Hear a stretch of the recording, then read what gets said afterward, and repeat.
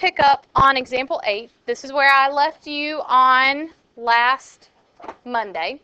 Okay, and we were learning how to factor easy trinomials. And we knew that the easy trinomials all had what in the very, very front? Like if I skip back to example 7, and maybe I should start by reviewing example 7. What is it in the very front of example 7? A 1. What's in front of example 6? A 1. What's in front of 5? A 1. So actually, let me start with 7. I know we did 7 in class, but I need to, before I do 8, because 8 adds in something extra, I need to make sure you remember what we did, okay? We learned to go and do the reverse of FOIL. So we are going to make 2 binomials, and I told you that you needed to understand what piece and what part works together to make each piece of the trinomial. So we know that the first times the first is going to equal the first part. So what times what is r squared? R times r.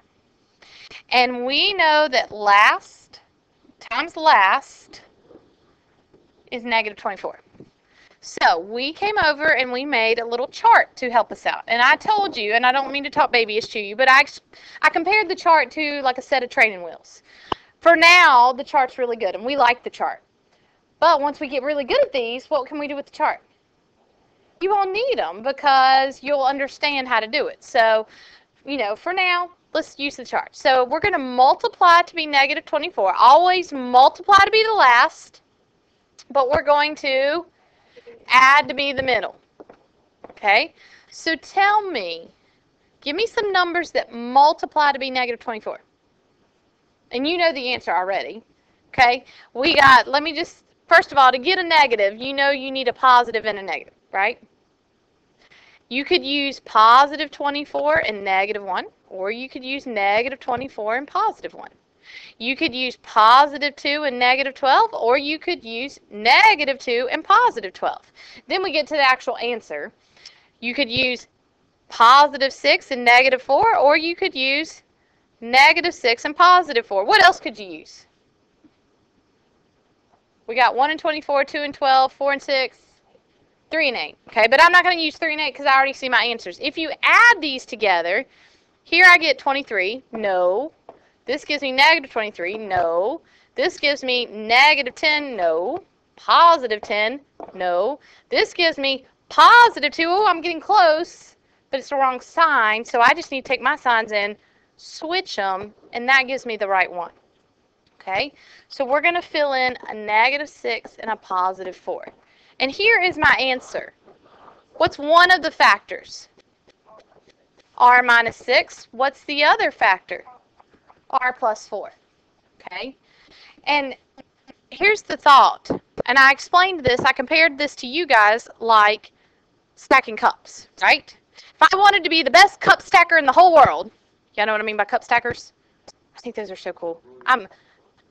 You know, the people that go, you know, and they build them up in pyramids and build them down and stack them up, okay? But if I wanted to be the best cup stacker in the whole world, would I just only practice breaking it down? No. What do I need to do? Build it back up. I need to go this way and this way. Same thing here. If I want to be the best factorer in the whole entire world, I don't even, right now I've taken a trinomial and broken it into 2 pieces. But if I want to be really good at this, I need to take it and put it back together again into 1. And so I need to check it. So half the battle is getting the answer, and then half the battle is knowing that you're right. A lot of times today, and you're going to see in a minute, you're going to do your pieces and your parts, and you're going to look at your answer, and you're going to think to yourself, how many of my beta kids did some of the worksheet or did some of the bookwork, and you're like, you did your pieces and your part, your first and your first, and your last and your last, and your outer and your inner, but when you looked at your answer, you didn't think you were doing it right. Okay, so I got one that said that. That was kind of iffy on that. Maybe the ones with the double variables, we were kind of iffy on those.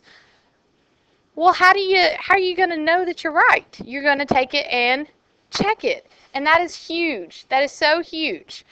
So we're going to take this and check this. R times R is R squared.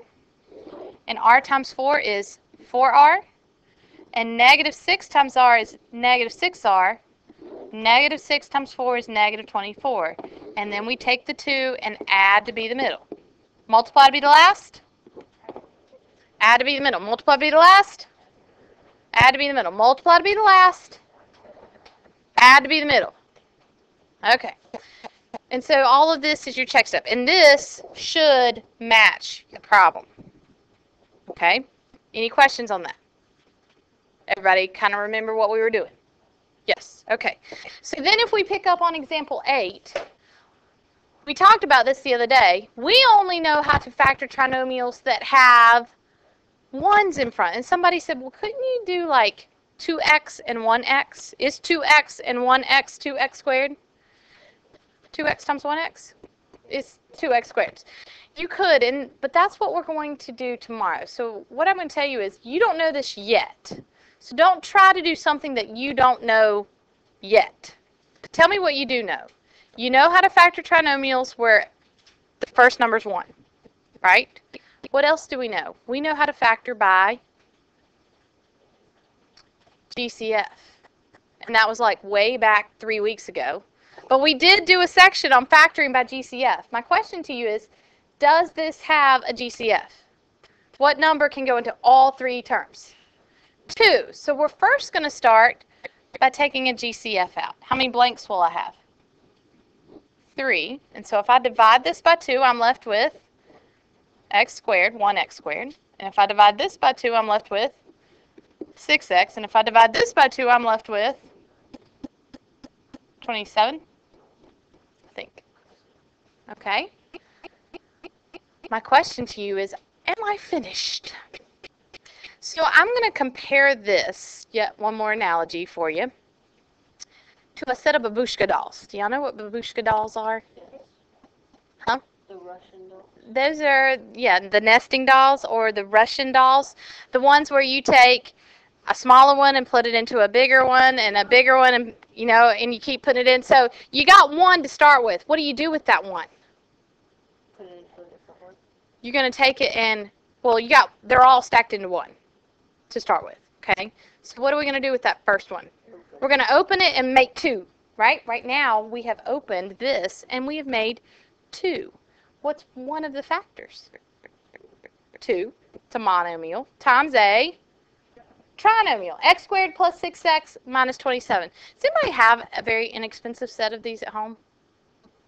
If you have, and I've asked all my classes, if you have a set of these that I could use for like the next week and you wouldn't mind, if they're expensive, don't bring them. But if they're inexpensive and you have a set of these that you could bring, I would love, so I can have a visual. I need to buy me a set of these, and I don't have one, and I need one. But if you have one that we could borrow, I'd greatly appreciate it. Okay, but if they're expensive, don't bring them. Only if, you know, you don't mind and they're not expensive. So hopefully we'll get a set in here over the next week. So we got 2. Well, what do you do? The big doll, can you do anything with him once you break him apart? No, and that's our 2 right here. This guy right here, we're going to just bring down. You can't do anything with him. But what can you do with the other doll? You can break it apart again. And so that's what we're going to do with this guy. This looks like an easy trinomial, does it not? So you can take this and break it into 2 binomials, like what we were just doing. And you can start. First times first is x times x. Any questions on that? Last times last is which part? Which part? I think the last part. Does that make sense? Our last number times our last number is going to be our last number. So if I made my chart, I'm looking for numbers that multiply to be negative 27 that are going to add to be positive 6. So I hear 3 and 9. Do you like 3 and 9? No. Negative 3. Positive. You could do negative 9, positive 3, or you could do negative 3, positive 9. Which one are you going to want? Because that does give you the positive 6. This would give you negative 6, and you don't want a negative 6. So I'm going to fill in a negative 3 and a positive 9. At this point in time, if you think, I know it's hard because you're not seeing them, but if you think the babushka dolls, how many factors do we have now? We took 1, we broke it into 2. That was your first step. Here's 1, 2. You took the big guy, you can't break him in anymore, so you just brought him down. And then what do you do with the other one? We broke it apart into 2. So how many did you end up with at the end? 3. What's one of the factors? 2. What's another factor? X minus 3. What's another factor? X plus 9. You have 3 factors in the end.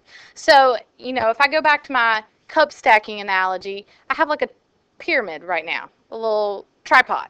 You with me? So I started with 1 trinomial. I broke it into 2 pieces.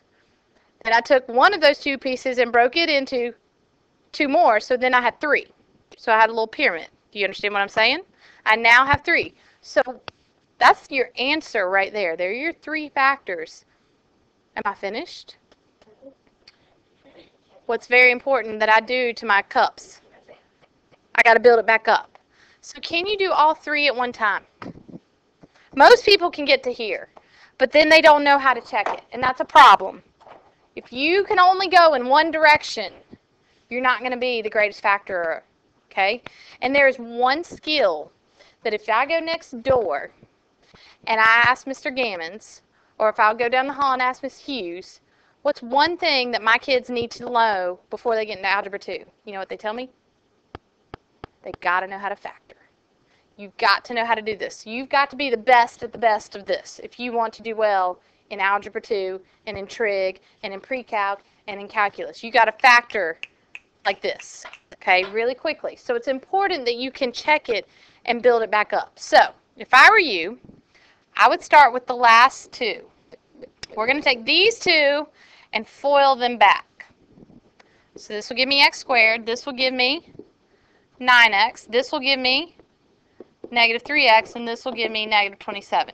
And when I put those together, I get 6x. Did I go too fast for anybody? No. Okay. Now, that's just this part.